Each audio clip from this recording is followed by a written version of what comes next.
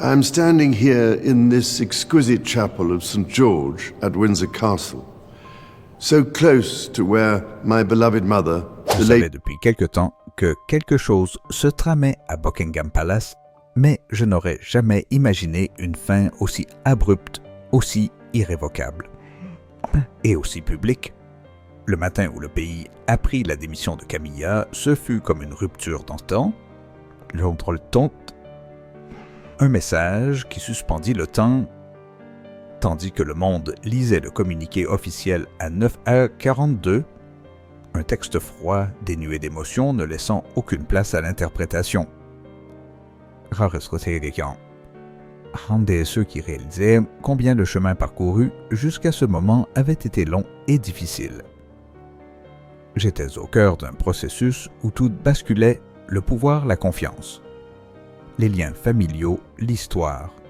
Et pourtant, j'avais le sentiment que cette décision avait été écrite d'avance dans les tensions silencieuses qui circulaient au palais depuis des semaines, dans les murmures que les murs ne pouvaient plus contenir, dans la prise de conscience que la réforme n'était plus un choix, mais une nécessité. J'ai perçu les prémices de cette fin bien avant la décision officielle. Les signes étaient disséminés dans de petits incidents, des regards furtifs et des perturbations des routines immuables. La réinitialisation de Windsor, comme on l'appelait à l'extérieur, était bien plus qu'un simple changement de politique au sein du palais. C'était une confrontation avec ce qui n'allait pas, et avec les zones où les limites étaient devenues floues. J'ai constaté que certains agissaient comme si la monarchie n'était qu'un ensemble de privilèges à manipuler à leur guise. Les couloirs, autrefois, empreints d'une courtoisie naturelle, se sont chargés de tensions comme du verre sous pression. Combien de temps une structure pouvait-elle survivre lorsque son cœur même était miné par des rivalités internes? J'ai remarqué que l'atmosphère autour de Camilla changeait à l'approche de novembre. Ce qui était autrefois subtil est devenu flagrant. Ce qui semblait un murmure résonnait désormais comme un avertissement clair. La relation entre elle et les autres membres actifs de la famille royale est passée d'une relation tendue à une relation intenable. Cela était particulièrement évident dans ses interactions avec Anne, une femme qui n'avait aucune patience pour les jeux politiques, ni pour un engagement tiède. Quand une personne comme Anne d'ordinaire, l'incarnation du devoir et de la ténacité, a commencé à alerter sur le fait que la monarchie était menacée par une ambiguïté interne, j'ai su que j'avais atteint une limite. Mais même alors, une question persistait. Comment était-on arrivé là? Ou au point qu'une épouse consort devienne elle-même une force déstabilisatrice. La veille de la destitution officielle, tout est devenu irréversible. J'ai assisté à des discussions qui ont duré plus longtemps que n'importe quelle réunion formelle dont je me souvienne. Non pas à cause de cris ou du chaos, mais précisément à cause de la discipline implacable de ceux qui savaient en haut qu'ils devaient prendre une décision historique. Pendant ces heures, dans cette pièce où l'histoire s'est réécrite sans cérémonie, j'ai senti s'effondrer tous les masques, les excuses et les reports. Une seule question demeurait: à quoi servait l'institution? Ni aux individus, ni aux émotions, ni aux loyautés personnelles. Mais que fallait-il pour protéger la monarchie de l'érosion interne et non originale? Une fois la décision prise et le communiqué en préparation, j'éprouvais un mélange de soulagement et de chagrin, car il ne s'agissait pas d'une victoire ni d'un triomphe. C'était la coupe d'une branche qui menaçait de faire s'écrouler tout l'édifice. Camilla le savait aussi. Elle pressentait l'imminence de ce moment. Dans les jours qui précédèrent, elle s'exprima avec la férocité propre à celle qui sent le sable se dérober sous ses pieds. Ses tentatives pour inverser la tendance, ses supplications pour que Charles soit entendu, ses avertissements selon lesquels je détruisais la famille de l'intérieur, tout cela arriva trop tard. Le temps l'avait rattrapé, tandis que je lisais des informations diffusées en direct dans le monde entier. Je sentis le silence se propager dans le palais comme une vague. Pas de cris de triomphe, pas de sourire de soulagement, juste ce vide immense qui subsiste lorsqu'un chapitre se referme brutalement. Alors que le monde extérieur était sous le choc, j'entendais en moi l'écho d'une question qui résonnait sans cesse. Est-ce que le début d'un renouveau ou la fin de l'illusion d'une monarchie intouchable? Ce qui m'a le plus frappé, c'est la rapidité avec laquelle tout a basculé ensuite. Tandis que Camilla était contrainte de quitter ses appartements, j'ai senti l'institution se réorganiser. Non pas dans une brutale prise de pouvoir, mais par réflexe, comme si la monarchie tentait de se guérir d'une infection interne trop longtemps ignorée. Je l'ai perçu dans l'attitude du personnel dans le renforcement des protocoles, et même dans le comportement de Catherine et Anne, déterminée, presque rassurante. Pourtant, une question demeurait, s'agissait-il vraiment d'une correction nécessaire ou d'un avertissement d'un danger plus grand encore? La chute de Camilla n'était pas une tragédie ponctuelle, elle était que le fruit d'un conflit latent alimenté par des mois de petits choix de priorités mal placés et d'un pouvoir mal exercé. Et tandis que je réfléchissais à l'impact de cet événement sur nous tous, une question m'obsédait: à quel point une institution devient-elle vulnérable? Lorsque même ses plus hauts rangs responsables oublient que le pouvoir n'est pas un droit, mais une responsabilité. Ce fut le but que je débute d'un chapitre qui, je le savais, deviendrait à la fois beaucoup plus sombre et beaucoup plus lumineux. Mais surtout, ce fut le moment où j'ai compris que la réforme n'était plus un souhait, mais un devoir. Un devoir qui continuerait de me hanter. Je me souviens encore de chaque seconde de cette nuit au Palais St. James, comme si le temps s'était ralenti et que chaque respiration intensifiait la tension. Ce n'était ni une réunion, ni une consultation, mais un démantèlement silencieux des illusions. En entrant dans le salon de la reine, Anne, j'ai senti dans chaque détail que ce n'était pas une réunion comme les autres. Pas de presse, pas d'annonce officielle, aucun signal d'alarme au monde extérieur. Juste un petit groupe de personnes qui savaient que l'avenir de la famille royale se jouerait entre ces murs.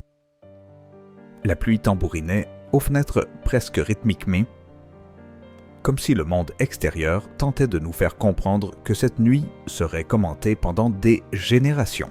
J'avais sur moi le dossier qui allait tout changer. Une boîte rouge non pas remplie de mémorandums internationaux ou de traités de défense, mais d'une liasse de documents révélant comment l'influence de Camilla avait outrepassé les limites du permis. On pouvait y lire « Abus interne de privilèges royal, août-novembre 2025 ». Un titre clinique formel presque détaché. Mais le contenu était tout autre. Chaque page était une gifle réunion non autorisée, dérogation aux procédures favoritisme accordées sans autorisation, signe que les décisions étaient motivées par des intérêts personnels et non par la responsabilité institutionnelle. Ce n'était pas un scandale au sens juridique du terme, mais une prise de pouvoir au sens moral du terme. De petits changements, parfois plus dangereux qu'une rébellion ouverte. Quand j'ai posé les documents sur la table, Anne m'a regardé de son regard perçant si caractéristique, un mélange de discipline et de détermination. Elle n'avait pas besoin de mots. Je savais déjà ce qu'elle pensait, tandis que les conseillers passaient en revue page après page des noms, des dates et des événements. J'ai vu un consensus se dessiner lentement. Non pas par la discussion même, mais par le silence. Le silence de personnes confrontées à des faits qu'elles ne pouvaient plus nier. Et je me suis demandé depuis combien de temps cela durait-il avant que quelqu'un ait le courage de le coucher sur le papier. Je ne crois pas que quiconque ce soir-là ait espéré une solution plus élégante. Charles restait assis en silence, accablé d'une lassitude plus profonde que l'épuisement physique. Son visage portait des marques d'un homme contraint, une fois de plus, de choisir entre le devoir et l'affection. Il lut les documents, détourna le regard, se frotta le visage comme pour tenter d'effacer l'histoire elle-même. Je ne ressentis aucun triomphe. Lorsqu'il murmura que les bonnes intentions ne sauraient justifier un excès de zèle. Seulement la confirmation presque douloureuse que même lui savait que la limite avait été franchie. Los terapos et ces seules paroles prononcées qui ont véritablement déterminé le cours de cette nuit furent celles d'Anne. Sans élever la voix, sans émotion, elle se leva et posa la main sur un exemplaire de la transcription qui résumait les critiques de Camilla à l'égard des réformes. La monarchie n'est pas une cour où se servent les ambitions personnelles, dit-elle, d'un ton presque froid mais clair. Et à cet instant, je compris combien cette institution est fragile lorsqu'une personne mal intentionnée la considère comme un instrument au service de ses désirs personnels. Quels dégâts sont causés lorsqu'un consort croit que l'influence est synonyme de pouvoir? Dès lors, le reste de la soirée sembla se dérouler comme un enchaînement inexorable d'événements. Les conseillers ne cherchaient plus de confirmation. Ils se contentaient de noter les décisions. Le Lord Chambellan formula les premières résolutions. Il n'y eut ni vote ni accord formel, seulement une reconnaissance collective et silencieuse qu'il n'y avait pas d'autre issue. L'intention n'était pas de punir, mais de restaurer. La question n'était pas de savoir qui l'emportait, mais ce qu'il fallait sauver. J'ai ressenti le poids des heures tandis que les résolutions étaient finalisées. La révocation du titre de Camilla, la dissolution immédiate de ses fonctions cérémonielles et l'ordre de quitter Clarence House sous 24 heures. À la lecture des documents, un frisson m'a parcouru l'échine. Non pas de peur, mais plutôt de la conscience qu'il s'agissait là du genre de décision qui définit une institution. Un moment qui sera relaté dans les livres pour les générations à venir, non pour sa cruauté, mais pour sa nécessité. Lorsque j'ai apposé mon sceau de régence à côté des armoiries royales sur le décret, j'ai eu l'impression que le temps s'était suspendu un instant, une fraction de seconde, comme si l'air s'était alourdi. Que signifie avoir une voix qui influence si profondément la vie de quelqu'un qui fait partie de votre entourage depuis des années? Et surtout, comment s'assurer que cette voix ne soit pas guidée par l'émotion, mais par la justice? Camilla a été informée à 10h15. Je me souviens encore d'avoir entendu qu'elle n'a pas crié. Elle n'a pas pleuré. Elle ne s'est pas débattue. Mais entre les lignes, dans les récits des membres du personnel, dans leurs regards, j'ai perçu quelque chose de plus profond que la colère ou la tristesse, un sentiment d'inéluctabilité. Elle savait ce qui allait arriver. Peut-être même avant nous. Qu'est-ce qui était le plus difficile? Me suis-je demandé l'impact de la décision elle-même ou les silences qui l'ont précédée? Lorsqu'elle sortit par la porte latérale de Clarence House, le lendemain matin, la ville semblait inchangée. Londres poursuivait sa vie imperturbable, comme si de rien n'était. Mais intérieurement, j'avais le sentiment qu'une époque s'achevait. Non pas parce qu'une seule personne avait quitté le palais, mais parce que l'institution avait privilégié la structure au chaos, la responsabilité au réseau personnel. Alors que les ténèbres de cette nuit ressurgissaient dans mon esprit, une question me hantait. Combien de fois une maison royale frôle-t-elle le gouffre sans que le public ne s'en aperçoive? Et maintenant que nous en étions arrivés là, était-ce la fin d'une crise ou le début d'une nouvelle quête de sens? Lorsque le palais sembla enfin s'immobiliser après les décisions prises la nuit précédente, la véritable faille commença à se révéler. Non pas dans les salles de réunion, non pas dans les communiqués, mais lors du départ de Clarence House. Les heures qui suivirent la notification à Camilla donnèrent l'impression d'une transition surréaliste entre deux époques, le moment où l'histoire passe des murmures aux faits, tandis que le personnel emballait des cartons et que les gardes du corps prenaient discrètement leur position. J'observais la façade patiemment construite au fil des ans s'effondrer lentement. Les images me parvinrent même par le biais de rapports internes. Une porte latérale qui s'ouvre, une voiture sombre qui attend une ancienne reine qui part sans cérémonie, sans escorte, sans la moindre trace de la vie fastueuse qu'elle avait menée jusqu'alors.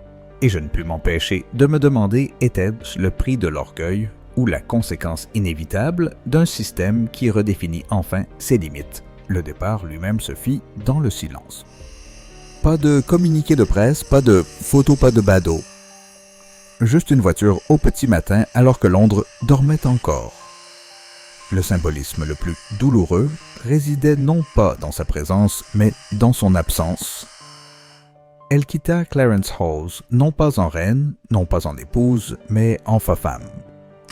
Réduite à l'anonymat même où elle avait jadis trouvé refuge. Raymill House, la maison qui avait été son havre de paix durant les jours les plus tumultueux du premier mariage de Charles, devint à présent à la fois son refuge et son exil. Que représente un palais lorsqu'on n'y a plus sa place? Les récits de ses premières heures dans le Wiltshire racontaient une histoire plus éloquente que les mots.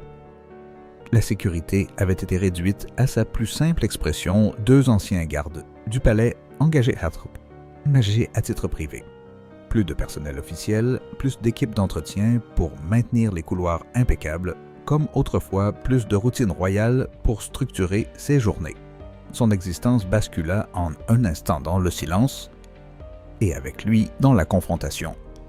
Comment faire face à une vie où chaque pièce porte encore l'écho d'un pouvoir qu'on n'a jamais pleinement possédé, mais qu'on a désormais perdu à jamais?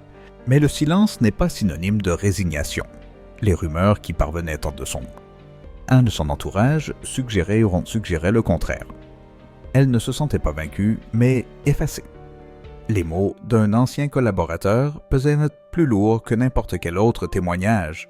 Elle ne pense pas avoir été destituée. Elle pense avoir été écartée pour honorer un esprit qui n'a jamais disparu. Cette phrase résonnait sans cesse en moi.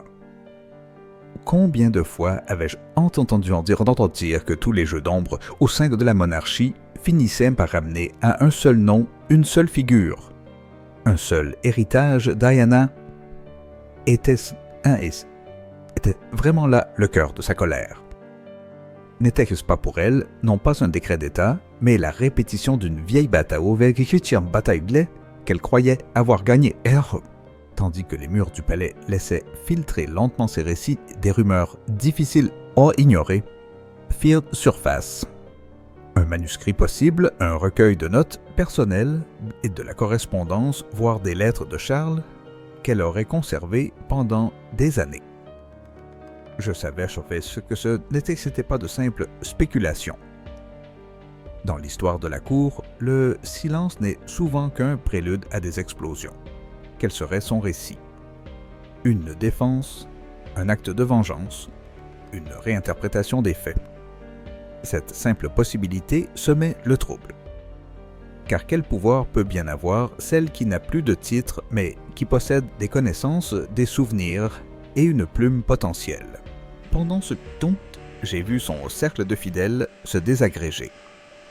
Ceux qui avaient bâti leur carrière sur sa présence ont commencé à se retirer. Consultants, conseillers, même sympathisants, aristocrates, comme si sa chute était une contagion qu'il ne voulait pas propager. Certains liens se sont rompus discrètement, d'autres avec un détachement soudain. La pétition prévue à la Chambre des Lords s'est évanouie comme neige au soleil. Le soutien jadis bruyant s'est mué en murmure, puis en néant. Et je me suis demandé combien de relations sont véritablement loyales à la personne, et combien ne le sont qu'au pouvoir qu'elle représente. Le moment le plus troublant fut celui où j'appris que ses portraits avait été retiré de l'espace public 6 heures seulement après son éviction. Ni détruit, ni caché, simplement enlevé. Comme si la monarchie avait décidé que son histoire ne devait pas être effacée, mais discrètement passée sous silence. Et si je pouvais comprendre cette décision de César, d'un point de vue pratique, elle me semblait aussi un symbole douloureux de la fragilité du pouvoir lorsqu'il ne repose pas sur des fondements solides, mais sur l'opportunité. Une question demeurait pourtant: jusqu'où irait-elle pour retrouver sa voie? Choisirait-elle le silence comme Wallis Simpson après son exil, ou bien construirait-elle un contre-récit, écrirait-elle sa propre histoire, où elle ne serait pas l'antagoniste, mais la victime? Je ne pouvais me détacher de cette question, car chacun de ces gestes risquait de provoquer de nouvelles tensions politiques, institutionnelles et émotionnelles. Les jours passaient, et tandis que la ville prononçait moins souvent son nom, un calme étrange s'installa lentement sur les palais. Mais le calme ne signifie pas que quelque chose est résolu. Il signifie seulement que la situation est en suspens. C'est précisément cette idée qui me hantait. Le silence apparent n'est souvent que le signe avant-coureur de ce qui se trame en coulisses. Et dans le cas de Camilla, ce silence semblait presque stratégique. Mais qu'est-ce qui est le plus dangereux, un adversaire qui se bat activement ou un autre qui prépare discrètement son prochain coup? Je savais que ce n'était que le début d'une longue série de conséquences. Car nul ne quitte le tribunal sans laisser de traces. La seule question était: que laisserait-elle de telles traces dans ce qui allait suivre? Dans les jours qui ont suivi le départ de Camilla, il m'est apparu clairement que chaque changement de pouvoir au sein de la monarchie laisse un vide, un silence aussitôt comblé par ceux qui ressentent le poids, la responsabilité et le devoir instinctif de maintenir l'institution à flot. Tandis que le monde extérieur se focalisait sur la chute d'une ancienne reine consort, j'ai constaté de visu comment la monarchie s'est restructurée autour de deux piliers plus solides, plus équilibrés et plus déterminés que quiconque ne l'avait imaginé, Catherine et Anne. Leur ascension n'était pas une prise de pouvoir, ni un jeu d'ambition mais un ancrage presque naturel de la stabilité à un moment où la famille royale en avait le plus besoin. Et en observant ces changements, je ne cessais de me demander combien de fois dans l'histoire ce sont les forces invisibles, celles qui ne touchent jamais au trône, qui déterminent la survie d'une dynastie. Lorsque le départ de Camilla fut officiellement confirmé, la dynamique à Kensington-Windsor et Sandringham changea en quelques heures. La tension qui planait depuis des semaines se dissipa comme la brume après la pluie. À sa place émergea un nouveau sens du devoir presque palpable. C'est Catherine qui donna le ton. Son rôle, longtemps associé à la chaleur et à l'empathie publique, évolua naturellement vers une fonction plus large, plus stratégique. Son entourage la décrivait comme un calme en action, une force tranquille qui, sans dominer, donnait une direction. En l'observant travailler,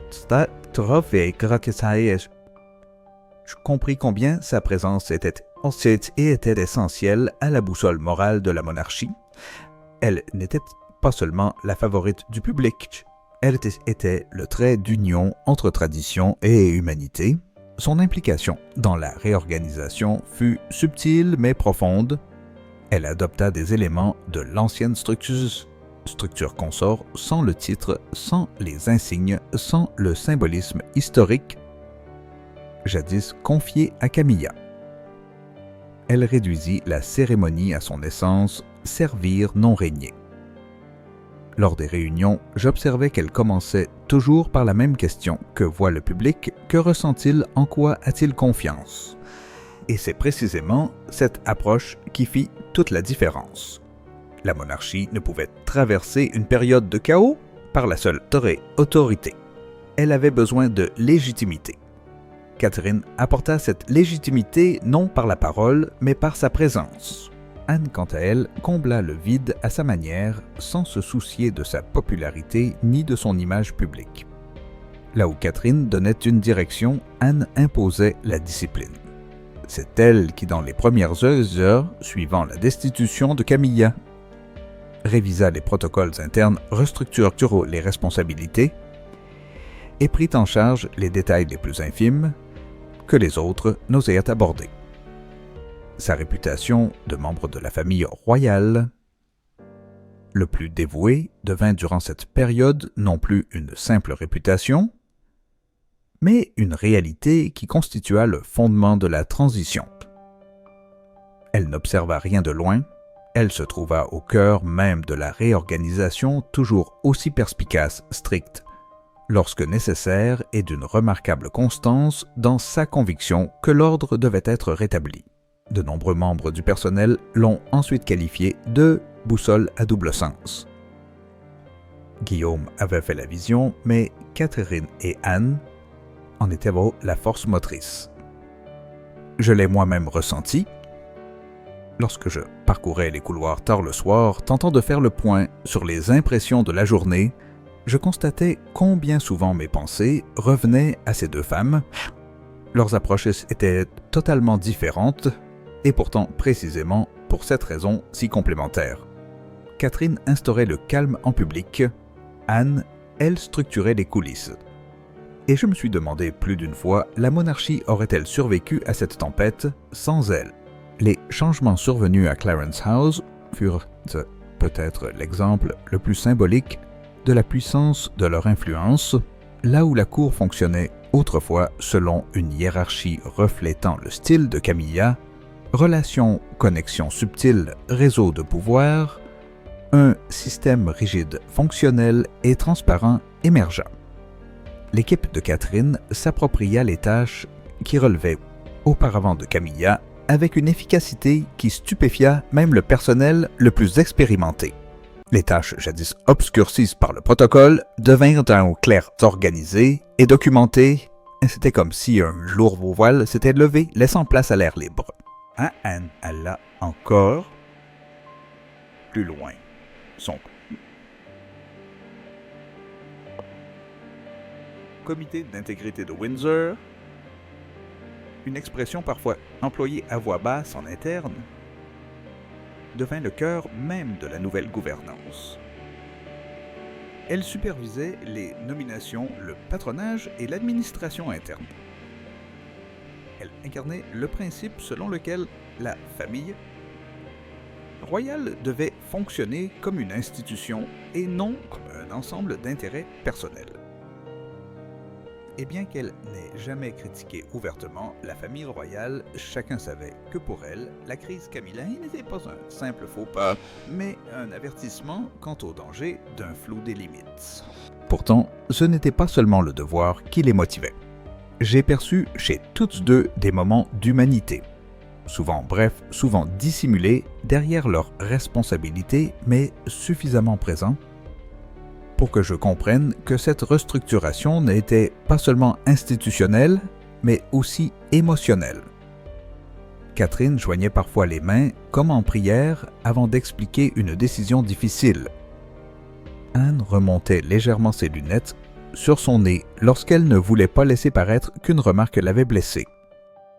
C'était un petit geste, mais il donnait à toute une dimension humaine.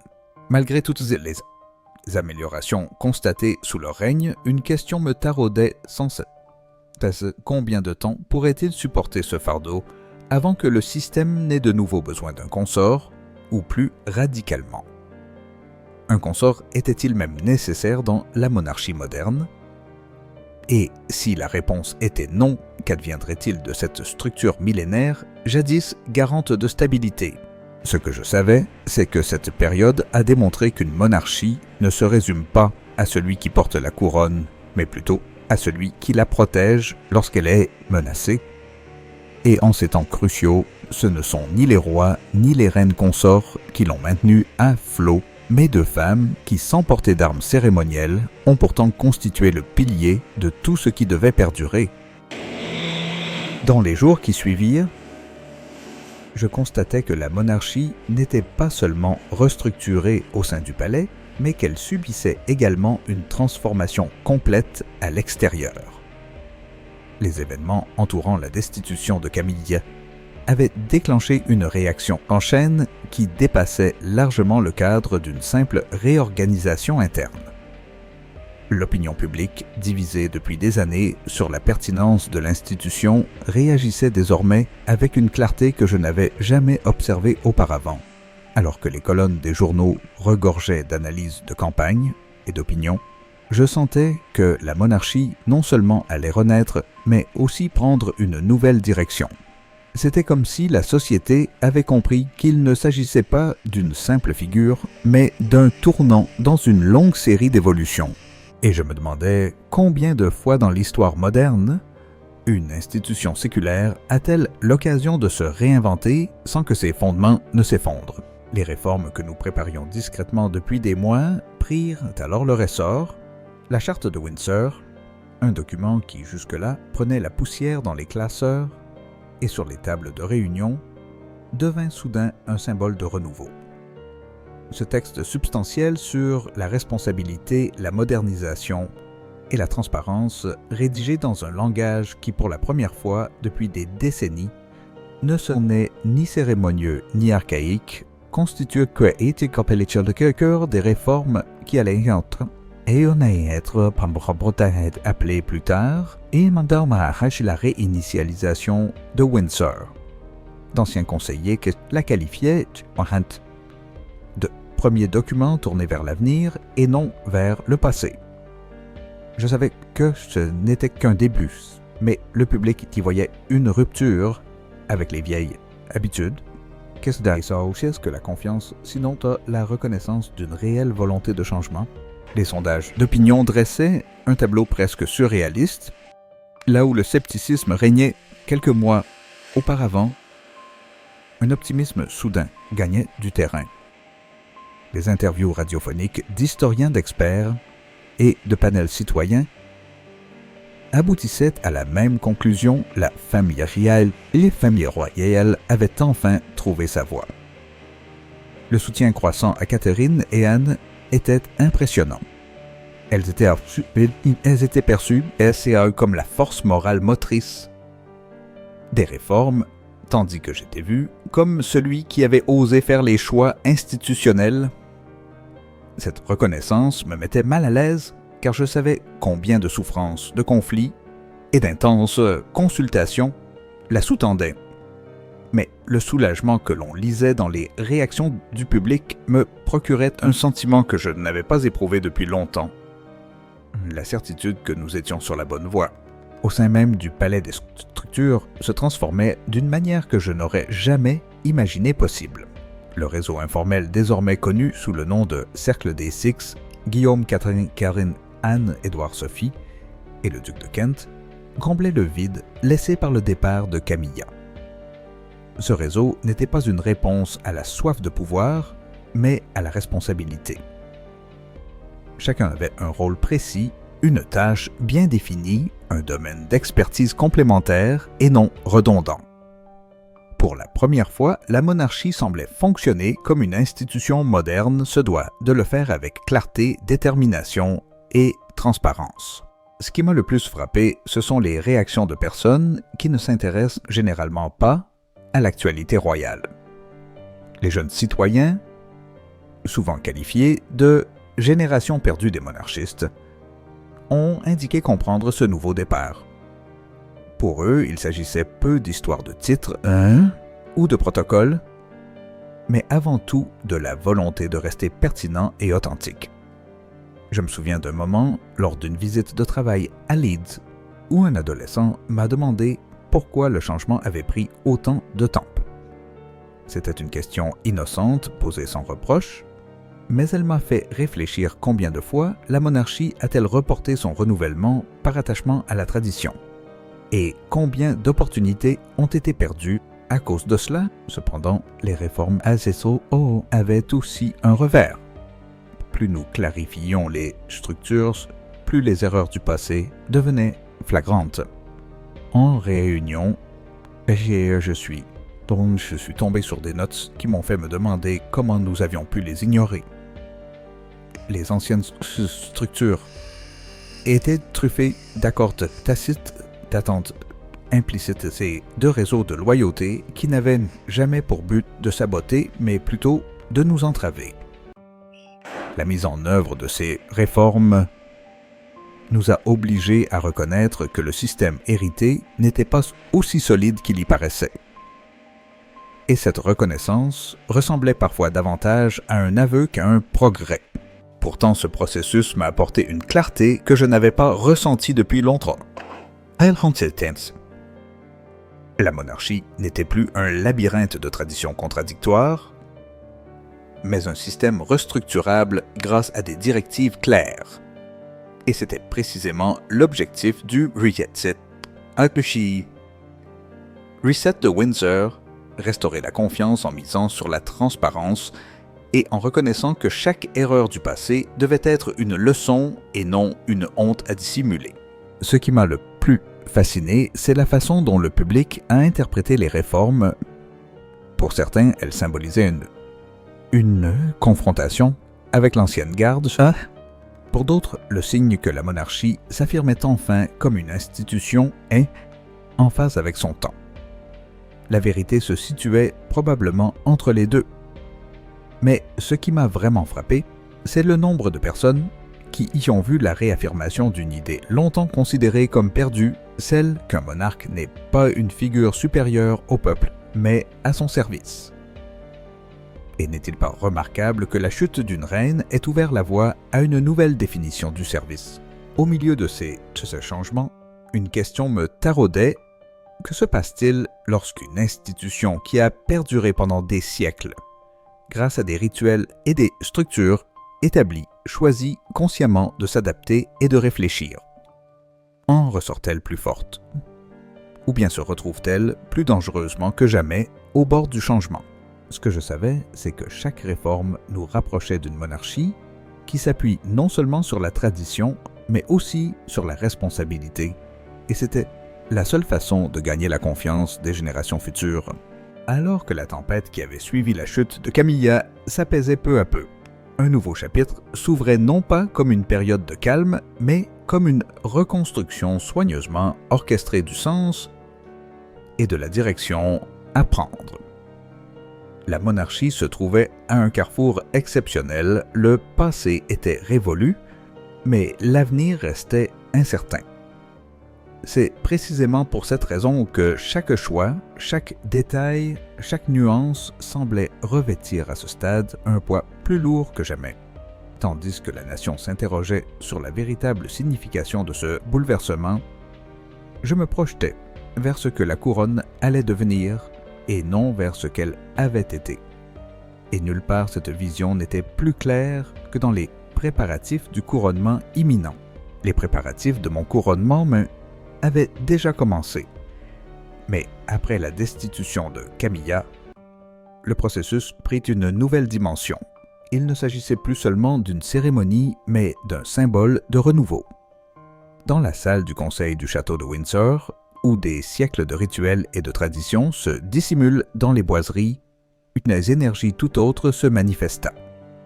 Nous ne préparions plus une couronne pour une seule personne, mais une cérémonie pour une société aspirant à la clarté et à l'honnêteté.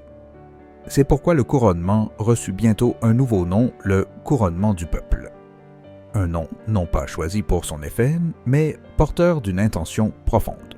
Sous l'impulsion de Catherine, un projet a vu le jour qui allait marquer l'histoire comme une transformation radicale. Elle a compris mieux que quiconque que la couronne ne pouvait plus fonder son prestige sur la distance et la hiérarchie.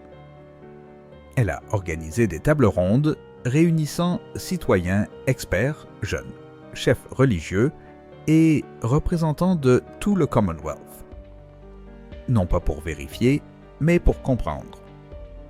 Je me souviens qu'elle réécrivait sans cesse ses notes, non par doute, mais parce qu'elle était à l'écoute.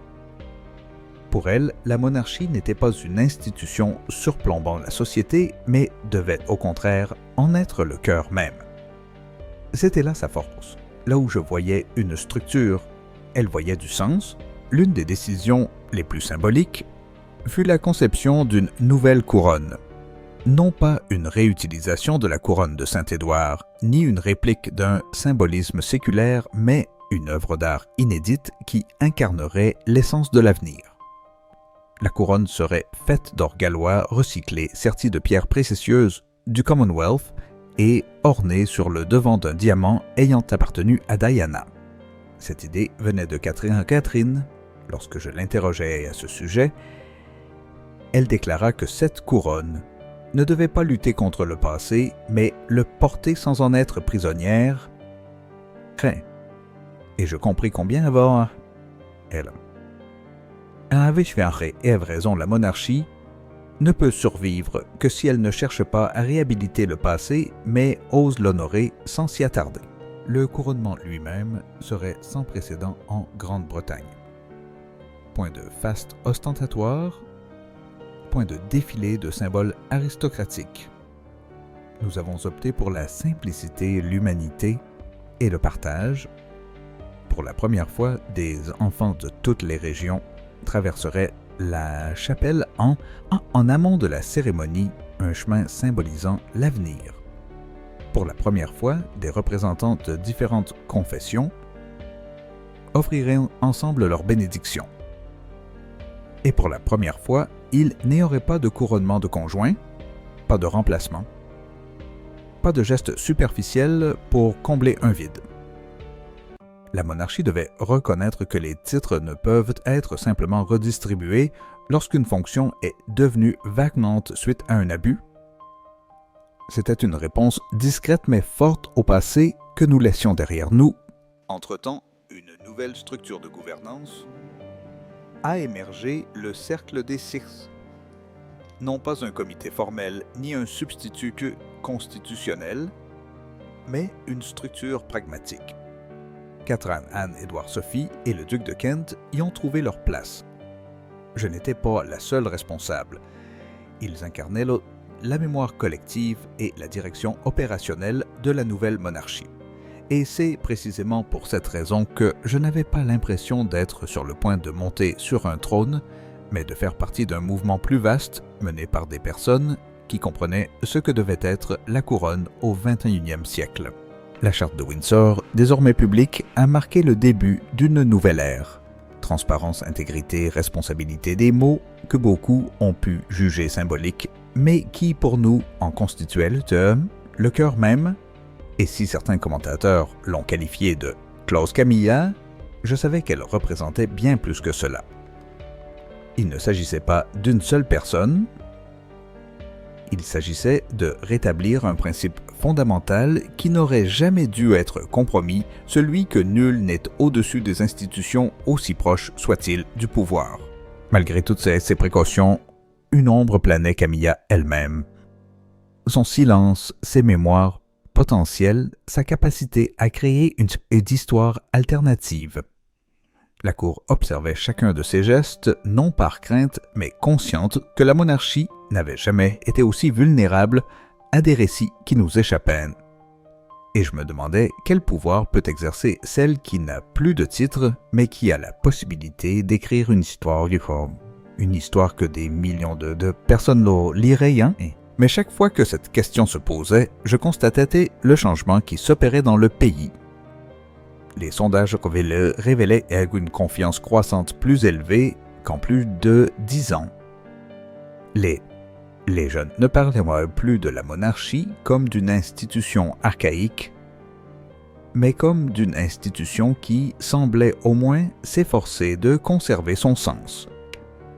Et lorsque je passais devant des écoles, des hôpitaux et des centres communautaires, je sentais qu'il s'agissait de bien plus qu'une simple transition institutionnelle. C'était une occasion de renaissance. L'un des premiers jours où nous avons parcouru ensemble, en famille, la longue marche sans robe de cérémonie ni protocole, comme des personnes empruntant un long chemin, j'ai compris toute la portée symbolique de cette simplicité. La monarchie avait peut-être surmonté sa plus grande crise interne depuis des décennies, mais elle tenait bon. Non par le faste, non par les titres, mais par la détermination à prendre un nouveau départ. Et tandis que je me projetais vers avril 2026, jour de mon couronnement, je ne ressentais pas de triomphe, mais une responsabilité. Ce moment se resterait gravé dans les mémoires, non comme le début de mon règne, mais comme la poursuite d'un mouvement déjà en marche, porté par le courage, la clairvoyance et la volonté de se défaire des structures obsolètes. Que signifie une couronne? Me demandai-je, si elle n'est pas fondée sur la compréhension, le devoir et l'humanité. Et plus important encore, comment bâtir une monarchie qui non seulement survive à l'histoire, mais mérite aussi l'avenir.